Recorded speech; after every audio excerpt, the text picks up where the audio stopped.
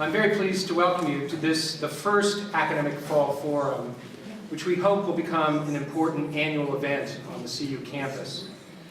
As you know, a faculty task force called for a revision of program review, and as a result, the campus has instituted a whole series of changes in the way in which we review our academic programs. Changes that are maybe most obviously signaled by the fact that we will now be reviewing all cognate units at the same time. So as you know, that during this review year, we'll be looking at the College of Music along with the entire division of Arts and Humanities. What we wanted to do was to start each reviewing year with an opportunity to get together and reflect upon what we do. That is, rather than starting off by counting student credit hours and investigating degree requirements, we take a moment to talk about what we value in what we do and where we can take what we do. We feel this is a particularly good moment for the Arts and Humanities to be talking together about this. We know we have great faculty in the Arts and Humanities. We know we have wonderful programs. We know we have great ideas about how to move forward. But a lot of people within the Arts and Humanities feel that their voices often aren't heard on campus, that what we do isn't valued as much as some other areas. But I think this is a particular moment as the campus builds towards 2030, that the campus as a whole is ready to hear from all of you about what you want to do. I think that everyone knows that if we're going to move CU upward as well as forward, we have to build these key units that are so important not only to a strong liberal arts education, but to a fully lived life. So what we have done is invited the entire campus to join us today, and we've had a rather nice turnout, to talk about the humanities and arts. In particular, we invited all sorts of people on campus who have a role in making decisions around planning and programming.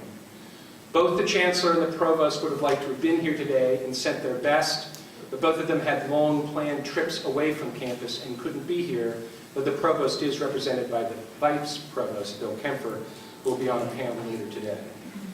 I know you don't want to listen to me, we want to get to the conversation, but a couple quick things.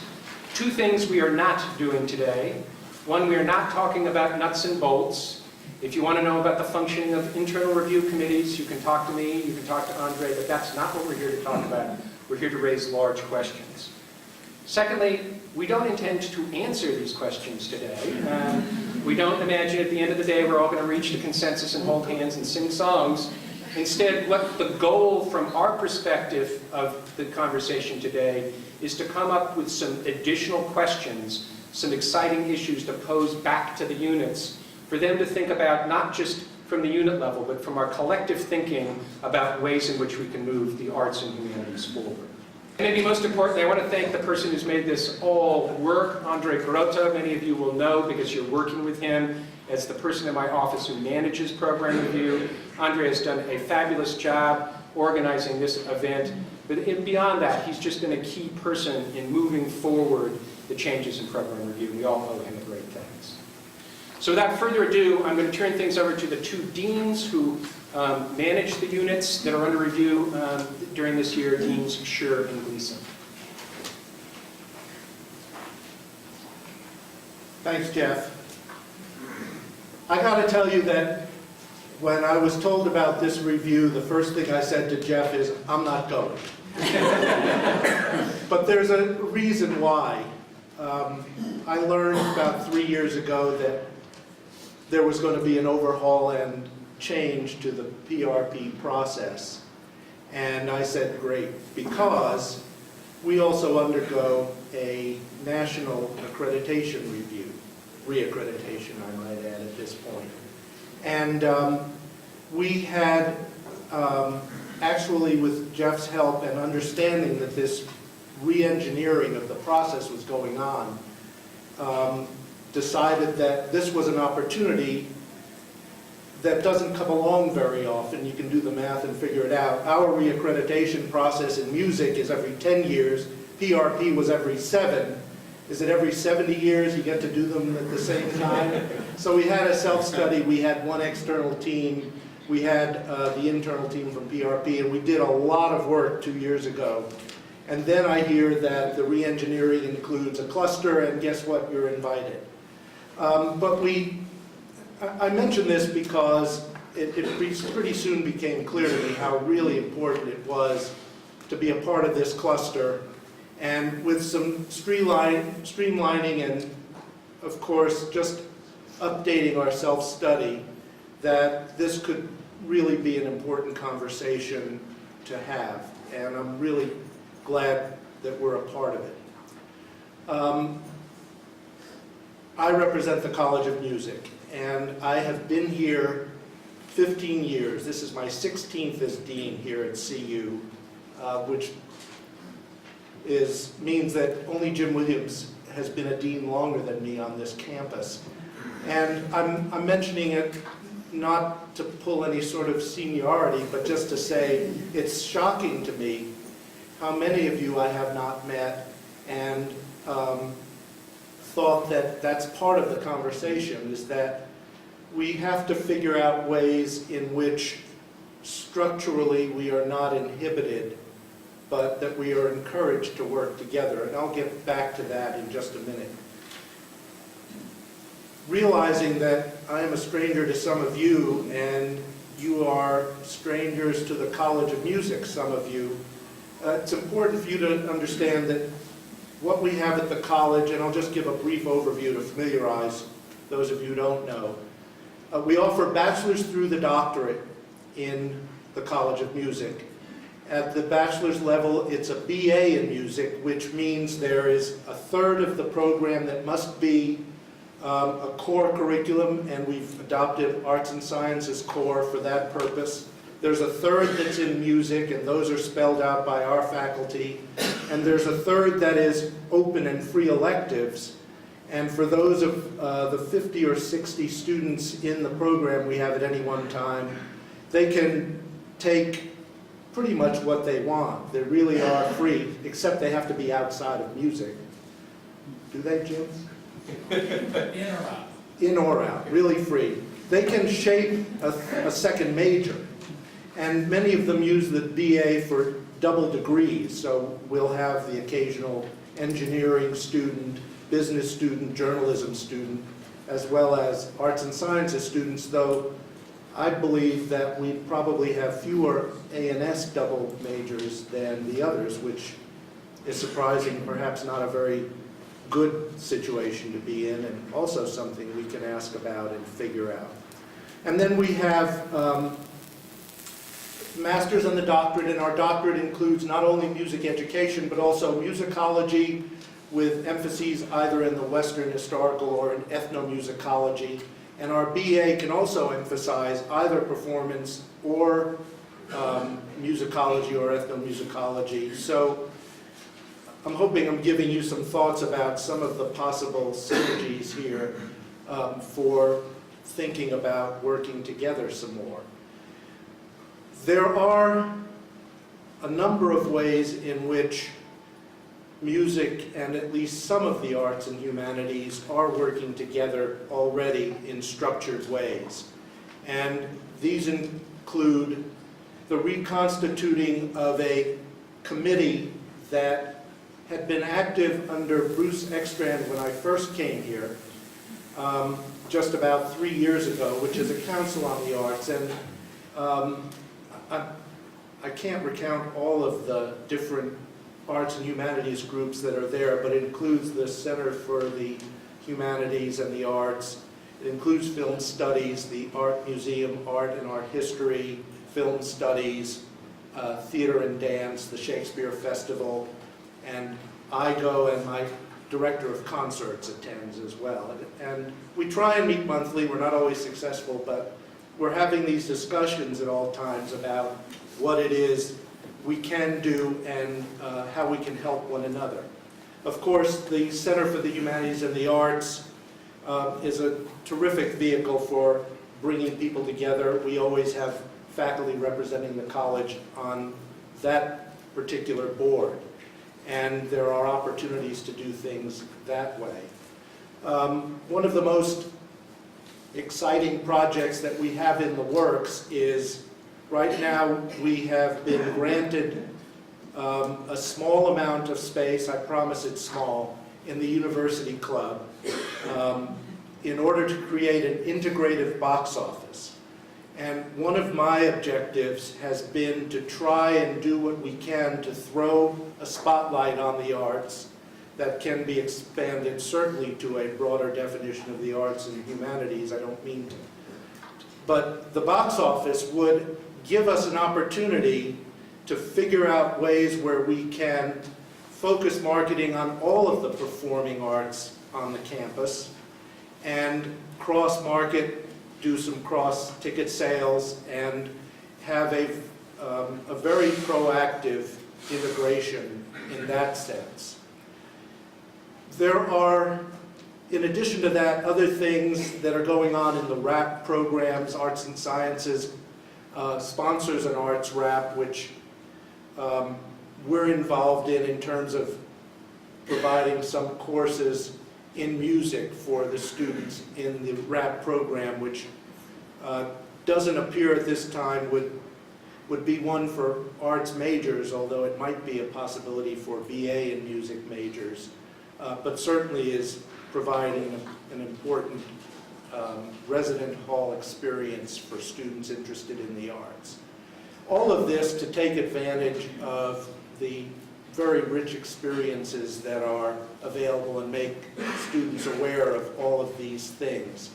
You know, you have to applaud, for example, the foresight of Clancy Herbst for setting up a humanities program for engineers. It's a brilliant stroke, and you know, we found a way to work with them as well by making sure they're aware of our performances, that they can bring their students to en masse and things like that.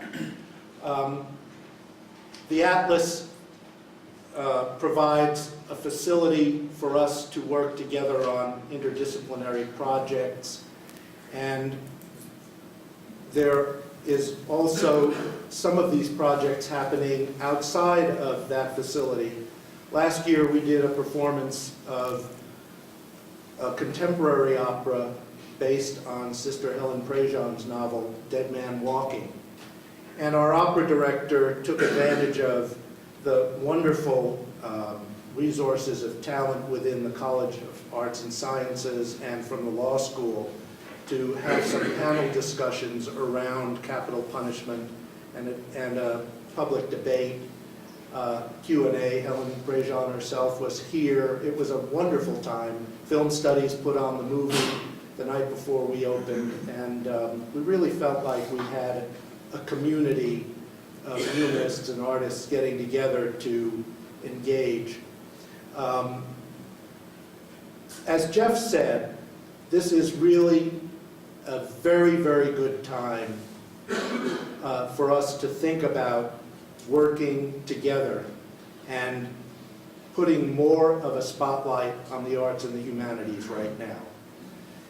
And I say that because my experience as a dean tells me that this has been high on Bud Peterson's agenda since he got here, was to make sure that the message that went out was that this is a comprehensive flagship institution. And I can tell you that when he hosts a reception on our behalf, I tell our audience when I introduce him every single time how much he values the arts on this campus. And I tell him what a great supporter he's been of the College of Music. And those of you who are psychologists in the room will figure out why. He is interested in maintaining that balance, and I believe he understands the importance of doing so, just as Clancy did for his engineering undergraduates in the College of Engineering. And that's not to say, though, that we can do this by just going and getting our tin cup and having a handout. My experience as a dean is one that tells me that leadership wants to know what's the benefit, what's the return on my investment. And those returns will be the activities that are visible and that have a focus to them and that send a message to the provost and the chancellor that we are doing things that not only are essential, core, critical things that we do, but are also the enhancement things that we do that are going to enhance the entire image of the university as a whole. And when we do that, when we come up with these projects where we're working together, and we all know that interdisciplinarity is part of the theme of 2030, Flagship 2030, that we have some tools to work with, and we have the richness of human talent and resources that is just mind-boggling when you think about it. And if we can find the ways through this process to do an even better job of working together and figuring out other things and other ways that we can do it, everyone will benefit. The university, our constituents, and certainly our students. I thank you for this opportunity, and I look forward to visiting with you towards the end of the afternoon. Thank you.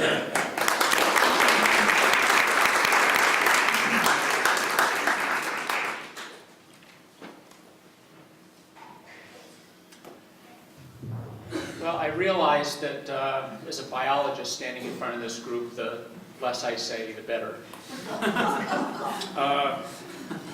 I have a lot of respect for the people in the room, and consider most of you more learned and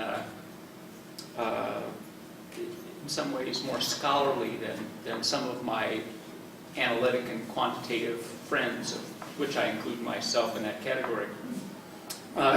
In thinking about my what I might say to contribute to the conversation today, I was trying to think of what issues would I like my humanities and arts colleagues to think about as they go through the program review process. And I came up with a short set of talking points. I subscribe to a rather traditional, perhaps old school notion of what liberal arts education is all about. I think that's it's the great foundation of American higher education. It's one of the things that have created the great universities in this country. But I subscribe to liberal arts education as the best cornerstone for college-level education, no matter what people's eventual career track turns out to be. That I think knowledge and understanding of the technical issues that face us as a society, issues of health and science and engineering are very important regardless of what your discipline is. But I think an understanding of what makes us a culture and a society and what makes us human is really better represented by what students come away from a college education that is rich in the letters and arts.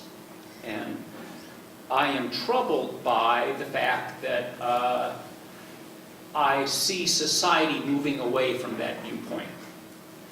That we have all been faced with either students or the parents of students who have said, I'd like to be a dance major, but my parents want me to get a job when I'm done.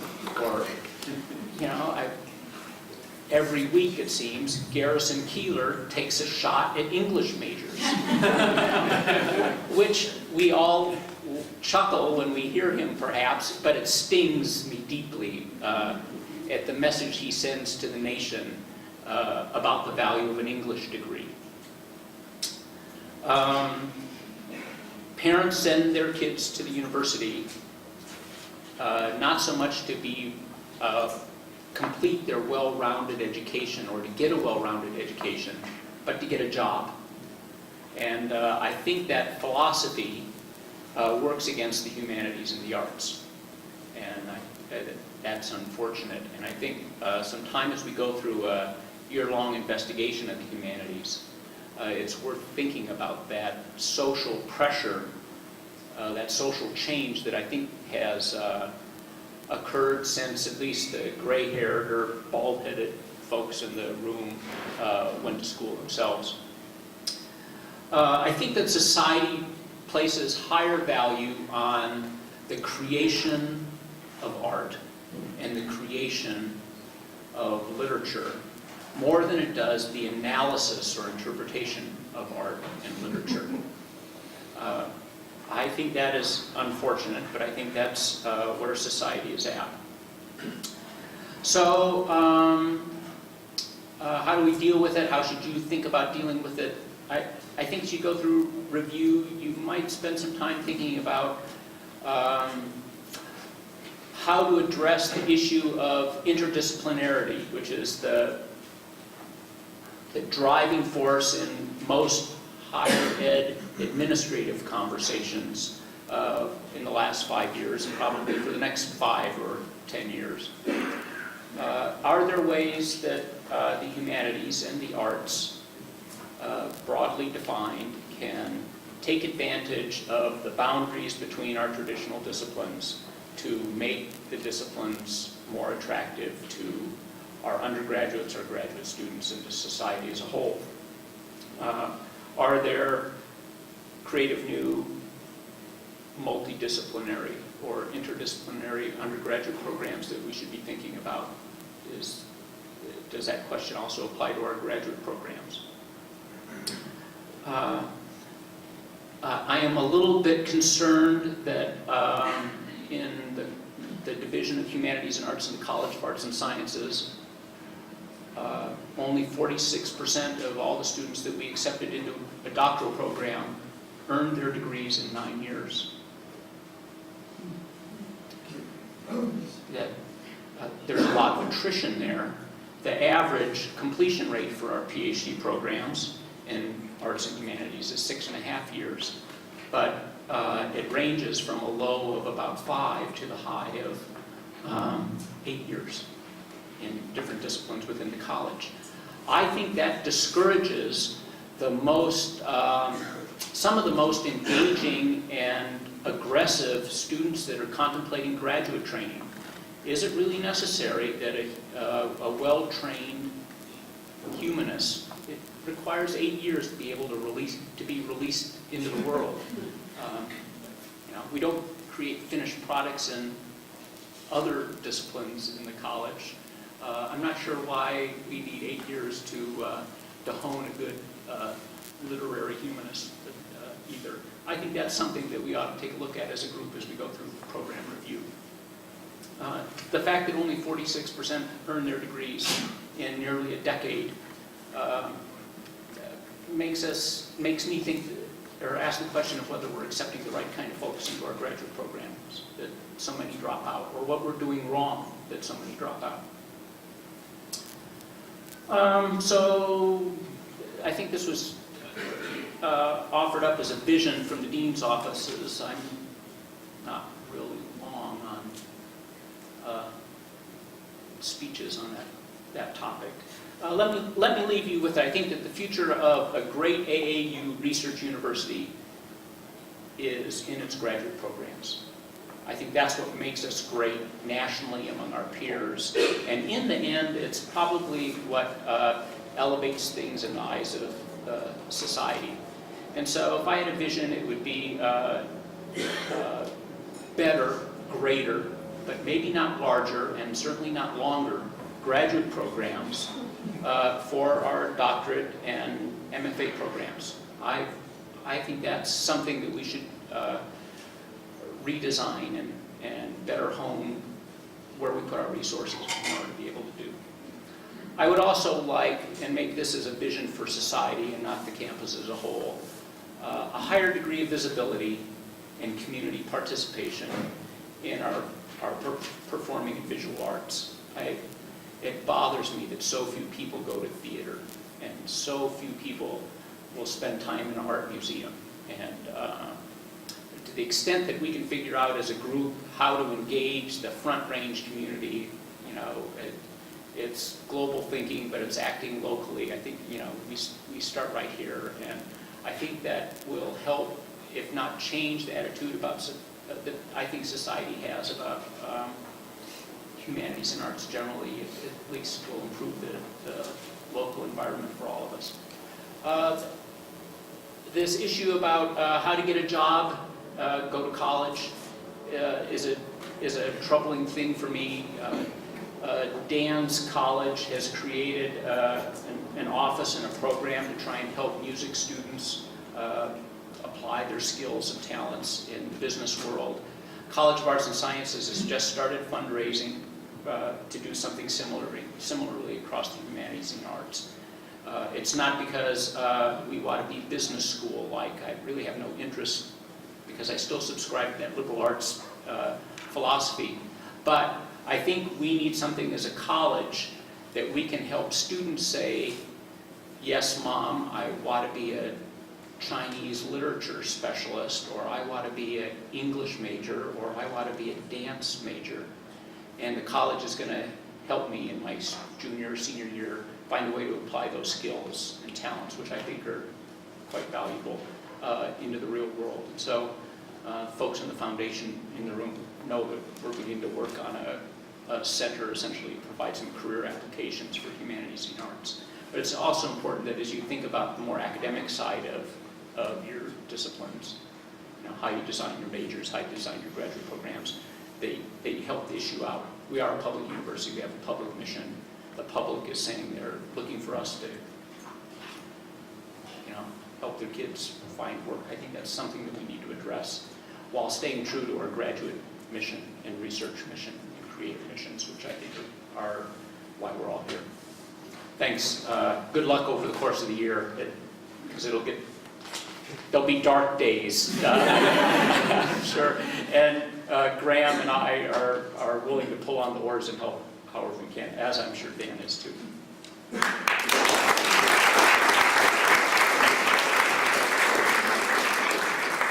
If our first panel could move up front. But the day is really given over to you all for the conversation, and so the format is going to be, we're going to have a series of panels with colleagues briefly but brilliantly addressing these rather large topics we've set forward.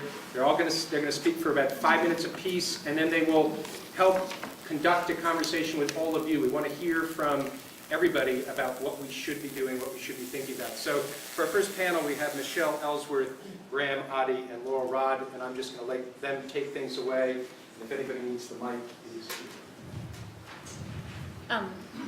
Can you hear me? Do I need the mic? Yes? Oh, maybe I'll just stand. Yeah, because the hands, I gotta.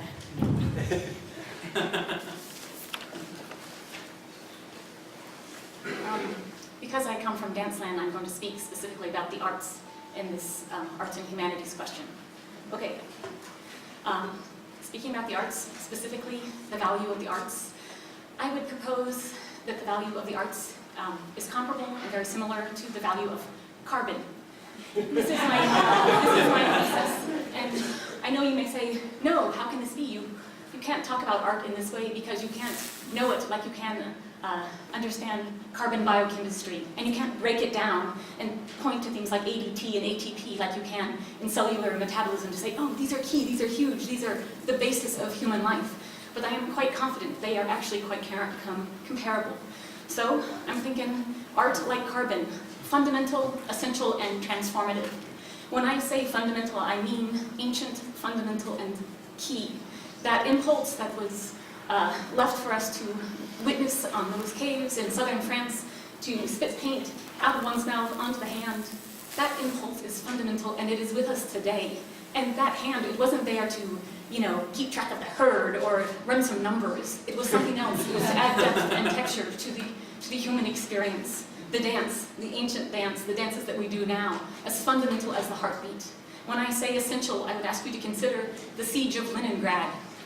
That was a long siege during the Second World War, over 800 days, and during that time, the city was quite thoroughly cut off. Food was extremely scarce, and we know that there were times that rats were the main staple of everyone's diet. During that same time of the siege in Leningrad, the orchestra regularly rehearsed and had performances. And those performances, I think it could be said, were part of the very defense of that city in terms of being essential to the health and the very survival of Leningrad during those days. When I say transformative, I'm thinking on many different levels. I'm thinking transformative in terms of mood, very much like carbon. Your blood sugar gets low and you need to take in those large organic molecules and those macro aggregated structures, food, to be more effective and get the work done that needs to be done. I would say art has a similar function, that we can be in a place of alienation or stasis, and art can bring us out. It can, without any calorie counting, transform our moods and take us to a place of connectedness and productivity. Transformation of perspective. Joseph Campbell spoke of this when he talked about aesthetic arrest. The idea of experiencing art and having a pause, a stillness from the noise that we hear so consistently in our lives, that in that moment of aesthetic arrest, in interaction with art, we can come out with new perspectives. I do wonder what it would be if the leaders of the world got together and participated in an artistic practice. Maybe contact improvisation would be my first vote.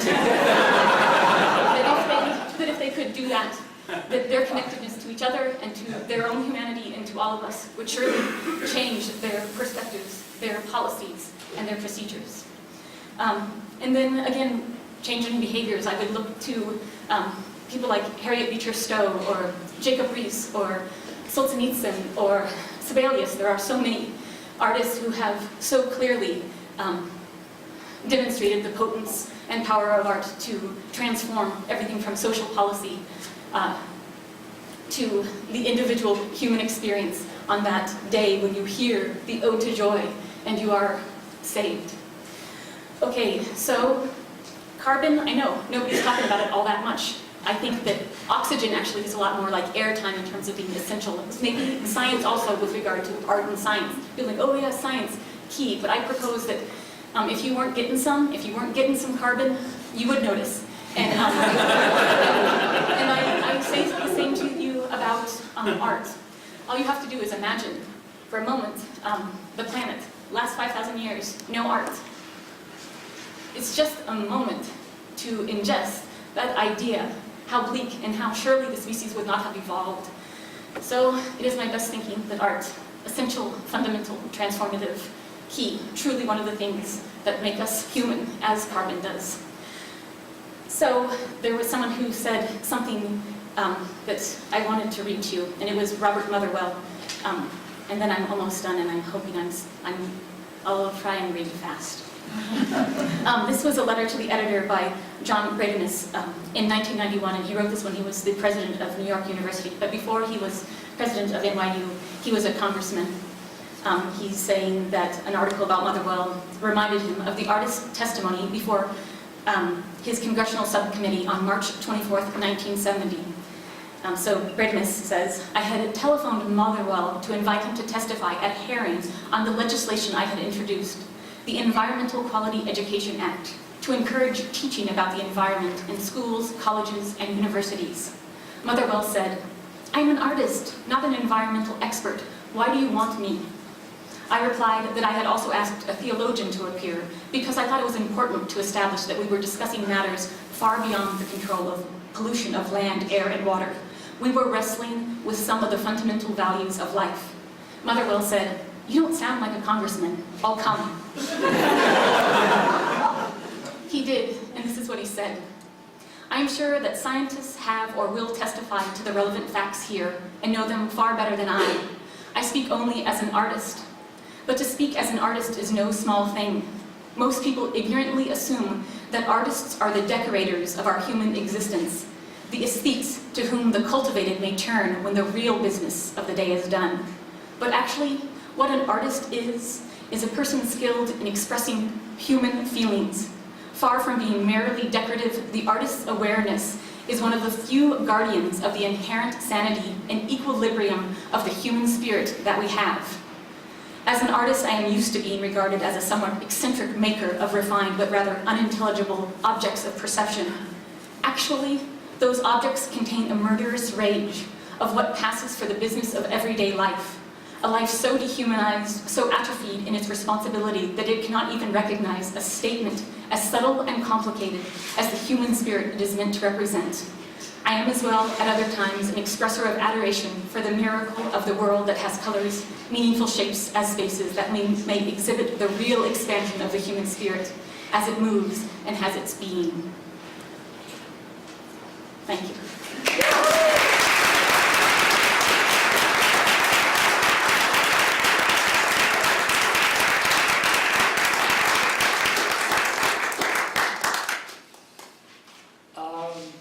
What do we value in the humanities and the arts? Well, Michelle has told us what we value in the arts, or what we ought to value. I'm actually going to do something unforgivable here. I'm not actually going to answer the question on the exam that Jeff has set up. I can talk authoritatively about what I value, and I can talk whether authoritatively or not about what's valuable, but I can't talk authoritatively about what we value, because we means me and some others, and those others might be, in a technical sense, morons. By a moron, what I mean is, it's a technical term which I'm introducing, is a person who fails to value what's actually valuable, or overvalues what is of negligible value. Okay, so that's what a moron is, and now that sounds a bit elitist, and of course we all know that being an elitist is a very bad thing. So let me try to explain myself. What things have value? Well, actually I brought two examples of valuable things today. One is this. It's a, for those of you who are not close to the podium here, it's a $1 note. And another one is this. It's a dinky little device called an iPod Touch. It doesn't belong to me, actually, it belongs to my son. But these two undeniably valuable things. And interestingly enough, you know, on the rare occasions when people ask why science, what's valuable about science, they usually point to things like this, little interesting gizmos that the scientists produce in the end, and this stuff here that those little gizmos also produce. So this dollar is undeniably valuable. It's not quite as valuable as it was yesterday, and not nearly as valuable as it was, say, 8 years ago. But it's still quite good. Why is it good? What's it good for, you might ask? Well, it's good because you can exchange it for stuff. If you amass enough of these, I mean, just in itself, this stuff isn't so interesting. But if you amass enough of them, you can get one of these. So the value of this consists in the fact that you can exchange it for something else of value. But this seems like buck-passing, as it were. Somewhere that buck has to stop. It can't be that everything has its value solely in virtue of the fact that you can exchange it for something else of value. Because what does the value of that other thing consist in? Now, Aristotle, of course, pointed out that this stuff has what he called instrumental value. It's a good instrument for getting or producing stuff, other stuff that's of value. But somewhere down the line, there has to be something that is of non-instrumental value, something that is of value in and of itself. We say that it has intrinsic value. Maybe this has intrinsic value. I'll come back to that later. Maybe it doesn't. So here's an interesting fact. If anything at all is to have value, some things have to have intrinsic value. If nothing has intrinsic value, then nothing at all is valuable. Nothing has any value. Nothing matters.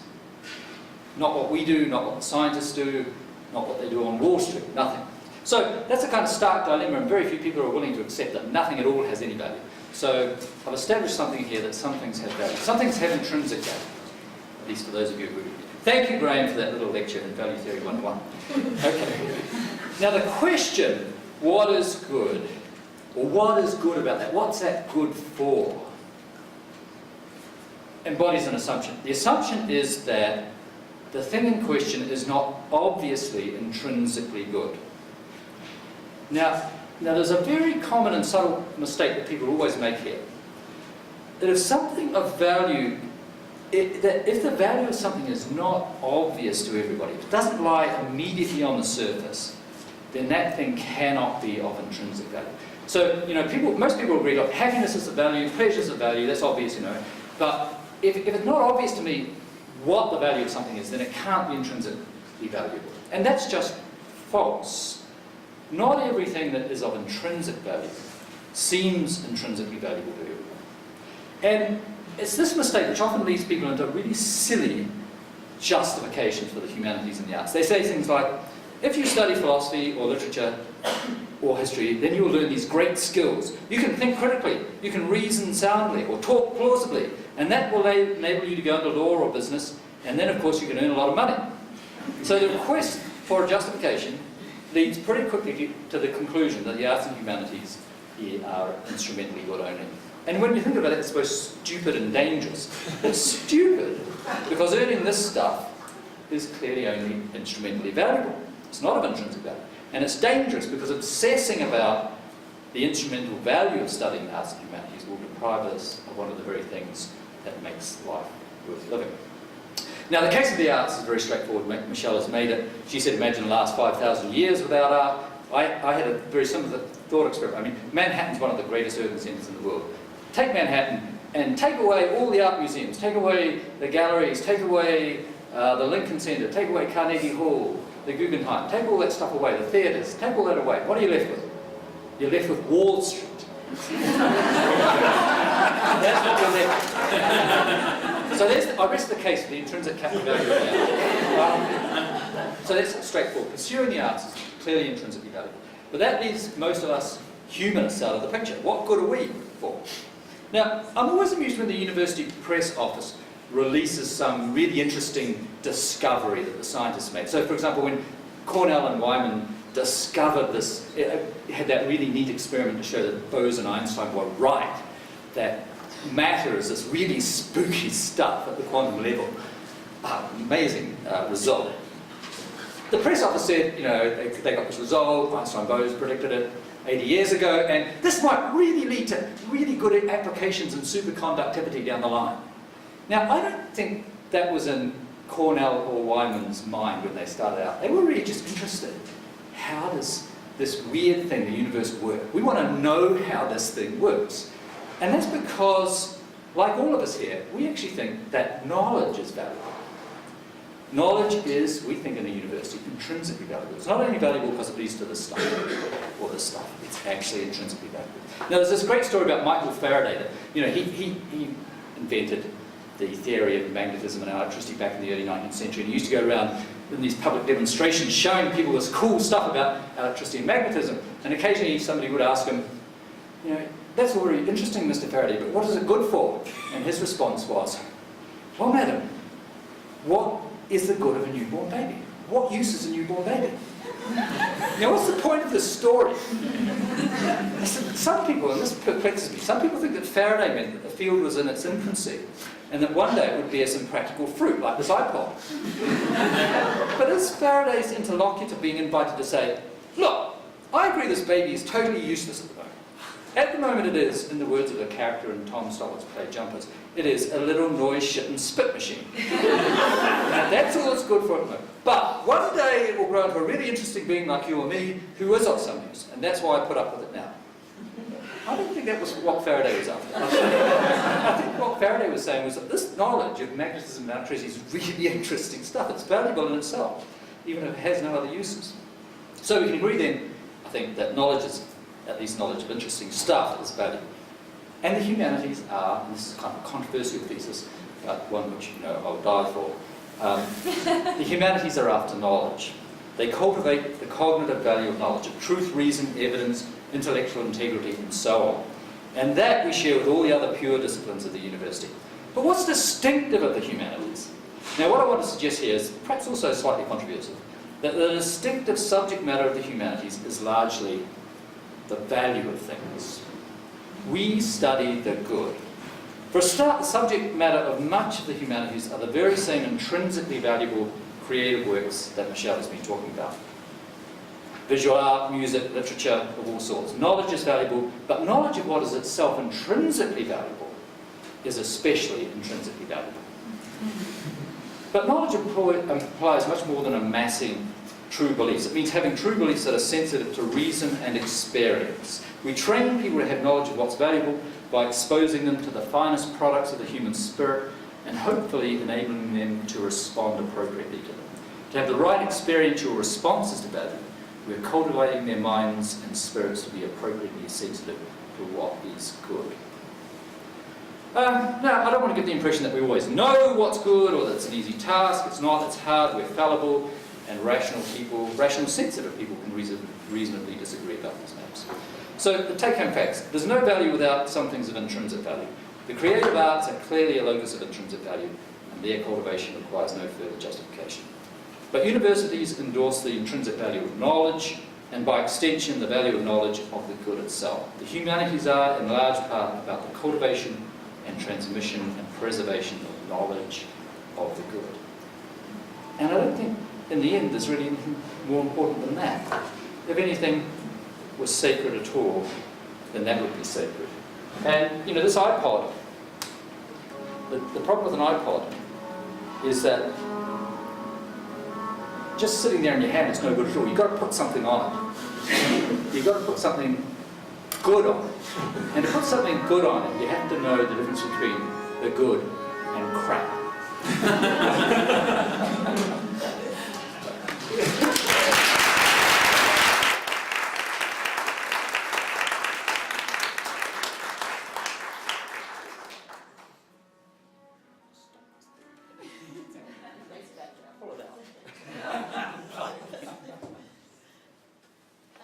Well, I was dithering about what to say to be provocative today, which was the assignment, and I assume that everybody realizes that the goal here is to get you to all pop up and give your own opinions as soon as we wrap up here in a moment, so please start to think about that.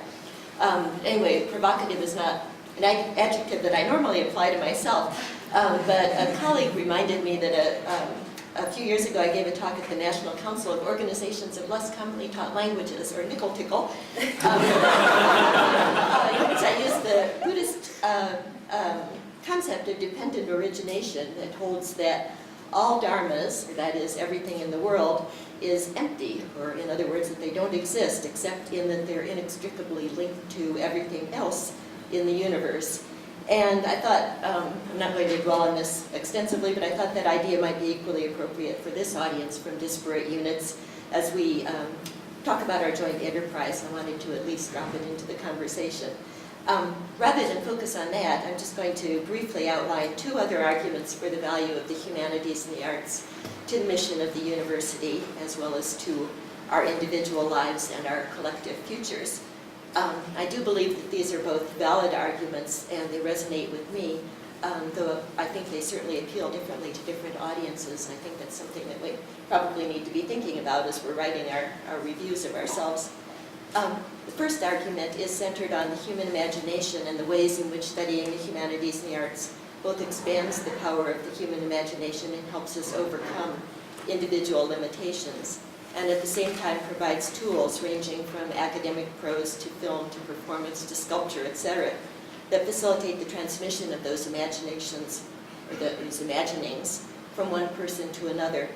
I heard Michelle Obama recently, and I think she was quoting Barack, talking about the importance of imagining the world as it should be and might be, increasing our abilities to imagine the world through others' perspectives as well as our own, whether that other be our spouse or Kim Jong-il, to imagine the ways the world could be and the ways we might get there, to imagine the world the way it has been in the past, to see it through the eyes of those who came before us, and to try to understand the reasons for the decisions that they made. I think those are things that lie at the bedrock of what we all do. As one of the speakers in the series last year on the state of the profession that was organized by the English department noted, we shouldn't fool ourselves into thinking that we understand all these others, but it's important that we attempt in the humanities and the arts to recognize that what we're doing is engendering space for imagining ourselves in relationship to others, coming back to dependent origination. Secondly, although Graham's just told me I shouldn't make the instrumental argument, I'm going to make it anyway. With many constituencies, I think the instrumental argument resonates. It's an argument that's particularly easy to make and applicable in regard to the study of languages and world cultures. So as director of the Center for Asian Studies, I want to get it on the table. As a recent white paper of the Coalition for International Education puts it, global changes have made the global competence of Americans an essential ingredient for ensuring our security, economic competitiveness, foreign policy leadership, and ability to understand and meet challenges in the 21st century. The components of what we call global competence range from basic understanding of the rest of the world and the U.S.'s role in it to deep expertise in the languages and cultures of other nations and regions. It involves, among other things, having cross-cultural skills, foreign language proficiency, and the ability to function effectively in other cultural environments and value systems. Instilling global competence should be recognized as part of the core education of all American citizens. The Coalition goes on to elaborate on the need for depth and variety of international skills in a wide range of arenas, and the National Research Council of the National Academies, in their 2007 research report called International Education in Foreign Languages, Keys to Securing America's Future, elaborates on the need for such expertise in government, in business, in the professions, in citizen understanding, and in improving our image abroad, and on the gap between what we're doing in these areas in the U.S. and what still needs to be done. And I'm going to turn it over to the audience at that point.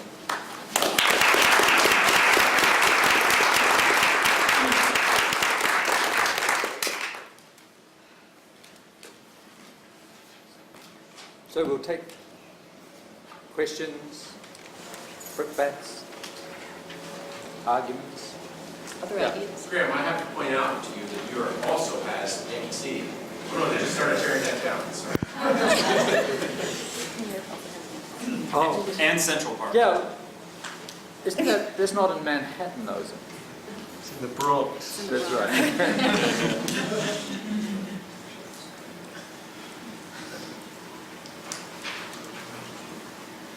George. It seems to me that as we plan for the future, for what we value, and what it is to be human, I think that we have to, today, not tomorrow, start thinking about how the world's changing, the global effects that are going on all around us, how the world is changing and our connections to the world outside of the U.S. So internationally, something is happening that I think that we should tune into about what is going on now and what's going to happen in the future. Some countries are becoming much more dominant in their place in the world, and we're becoming less dominant. And so we've got to think about what our relationship's going to be like in the future. Also internally, it seems like we're going to be talking about what it's like to be human and our humanness. That in our society, it will not look like what it does now in the future. In 2050, the U.S. Bureau of the Census projects that 47% of our society will be racial and ethnic minorities. Now, as we think about what are the arts and humanities, it doesn't mean just Eurocentric arts and humanities, because that diversity is going to be here, and we've got to prepare our students for that kind of future. What do we value? What is diversity? How does diversity value things differently when you bring these other people into play? And I think that a lot of times we plan as if the world is going to be homogeneous, and it's not. This world is changing. There might be very few minorities here, present here when you look around, and you see very few. But nonetheless, the future will not look like that. And we have to prepare students. You know, what is it like to be human in a world that's diverse? What is it like to be human in a world that has a different cultural value system and it mixes with our value system? I think that the arts and humanities, what are we doing now in the arts and humanities to respect, honor, and project that diversity that's coming like a huge tsunami?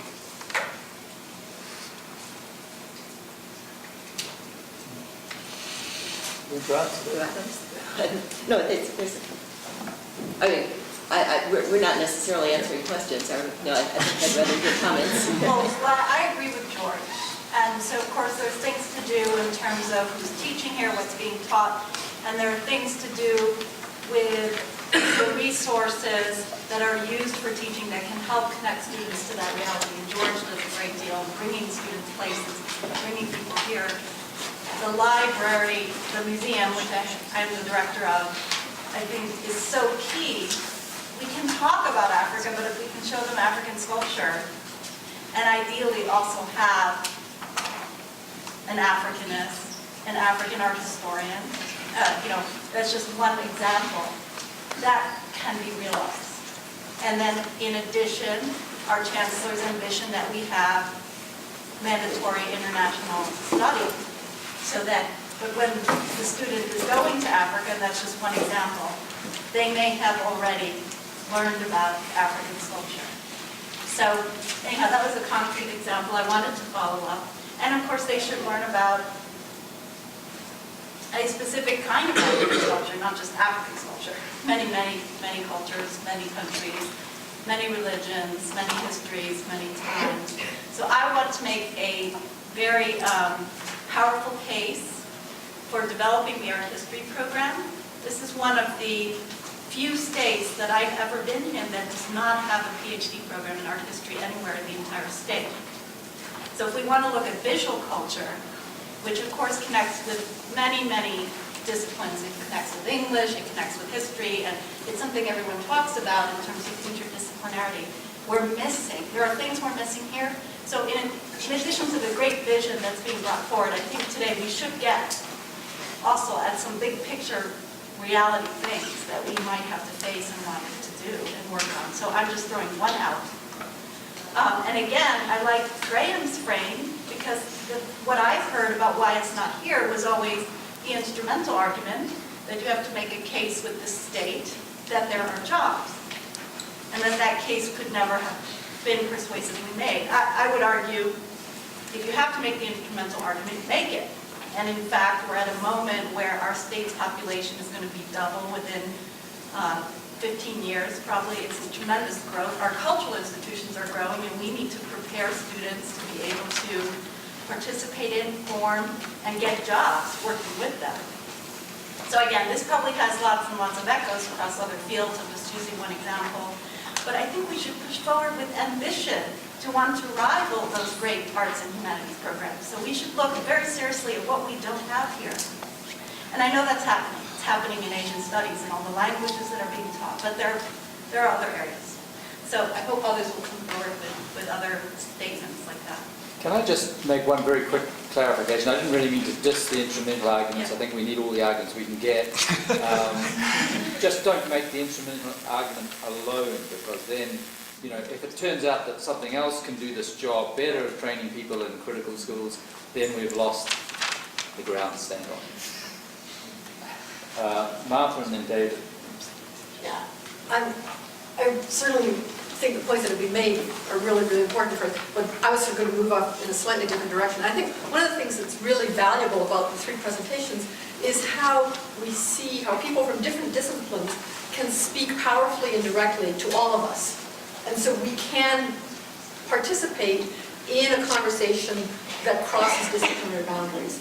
And I think one of the problems that has affected the humanities, and I certainly can't speak for the arts in this regard, that has affected the humanities in the last, I don't know how many years, is that we've begun to speak in such locally specific idioms that we don't understand each other. Some historians don't even understand other historians, let alone philosophers and literary critics and so forth. So I think one of the things that we need to be aware of, and one of the reasons that people out there in the world look at us and say, what's the point, is they don't understand the arguments that we're making about why our disciplines are valuable. And they don't understand it because some of us can't understand the arguments that our own colleagues are making. So I guess my plea would be that we need to be rigorous, we need to be cutting edge, but I think we need to be able to do it in such a way that conversation across boundaries is possible. David, and then I promised my colleagues in philosophy that whatever Graham said I was going to disagree, so I'm just trying to make good on my promise.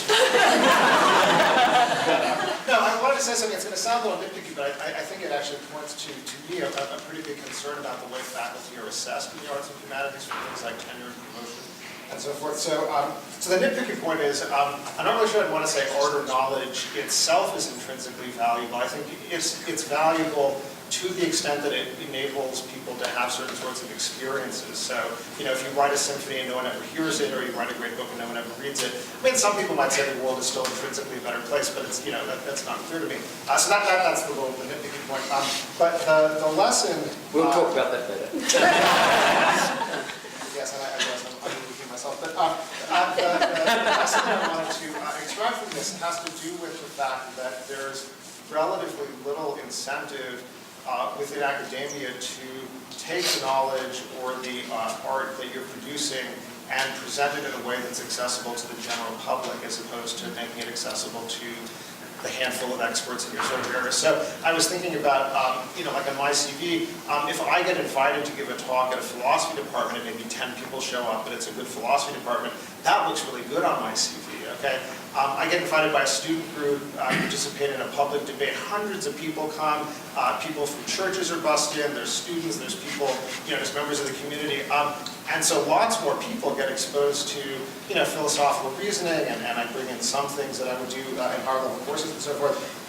But, you know, that doesn't really get credit. That doesn't look sort of good, you know, for tenure and promotion cases and that sort of thing. And so I guess the thing that I would like to see people think a bit more about is ways in which, within the arts and humanities in particular, university might do more to encourage and reward people for not just producing knowledge or art, but doing something in a way that allows people just outside of academia to actually, you know, either understand or enjoy, or ideally both. First of all, thank you all for lovely presentations. Inspiring ones. In fact, that inspiration I feel from them that leads to my comment, which is that one of the things that is striking me about this is the opening session, particularly Michelle Ellsworth's artist's perspective, and Graham's, to the degree, and I think it came through, philosophy as art perspective. Is a sense that I think typically in the humanities, in terms of any kind of institutional integration or synergy, there's a problem between the arts and the humanities. That is, they tend to be seen as separate. And as I was listening to you, I was thinking that it's okay for there to be artists, and it's okay for there to be humanists, but it's always struck me that there's been a problem about how they communicate, not only with themselves, but how it becomes part of an educational program. It's very hard to teach. I mean, I think individuals do it all the time, probably in their own little classrooms. It's very hard to establish a program in which the values of art, the transformative values, the sustaining values, the notion of value itself, are somehow integrated into what we actually teach, and and in a sense what our research is all about too, very often. And I think when Todd was talking earlier about the importance of graduate education, how much of our graduate programs in the humanities actually directly, in a focused manner, engage the values that you put forward from the perspective of art. And it seems to me that the kind of thing that would be really transformative in our general discussion, from my point of view, would be if somehow that could be addressed.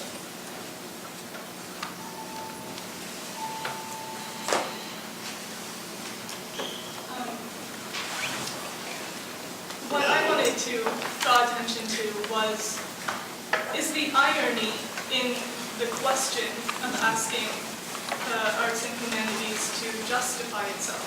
Because that question, that demand in itself, is philosophical in nature. That derives from the humanities tradition. And so I really appreciate Mr. Adi's speech, which asks us to turn the question back on itself. I really appreciate that. Because I don't feel that the question is ultimately justified or not intrinsically justified. It needs further explanation. Why are we asking this? of the arts and sciences, and not necessarily the sciences or the engineering department. And also, I'm an undergraduate, and I'm concerned about some of the things that people have said about trying to appeal to basically my class of students. I don't want to be advertised at, and I think that a lot of my fellow students agree. We don't want, like, the glitz and glamour, and we don't want to be paying thousands of dollars to go through this university and to come out with nothing, just a bunch of fancy lights and colors. I think that the true disciplines that we've been teaching over the centuries are what's really interesting, and that's why we're still studying them. And we can teach those, and we do want to learn those things because that's where the interest lies. So I don't want to be treated as a consumer in my university when I'm already treated like one in, this entire society. So I hope that my teachers will keep in mind what's really important. And I know that whenever I have a teacher who's really interested in their discipline, it sparks my interest too. And I've seen that happen with my fellow students. So I hope that that's the direction that, all of you will go with this.